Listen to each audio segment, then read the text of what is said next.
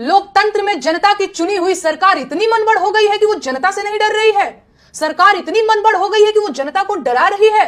अरे धिक्कार है उस जनता पर जो अपनी बनाई सरकार से डरने लगे, और लानत है उस सरकार पर जो अपनी भाग्य विधाता जनता को डराने लगे।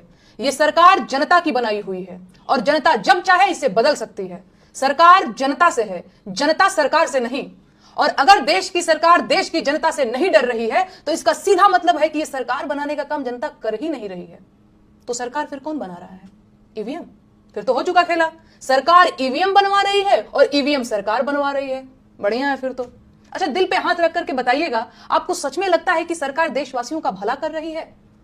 क्या आपको अब तक नहीं समझ में आ रहा है कि सरकार की नजर सिर्फ देश के संसाधनों पर है? महंगाई, बेरोजगारी, स्वास्थ्य और शिक्षा जैसे मुद्दों को साइडलाइन कर देने वाली सरकार देश का भला कैसे कर सकती है? कुछ अंधभक्त और जाहिल किस्म के लोग मुझसे सवाल पूछ रहे हैं कि मैं होती कौन हूं प्रधानमंत्री से सवाल पूछने वाली, मेरी औकात क्या है, हैसियत क्या है मेरी? गजब सवाल है।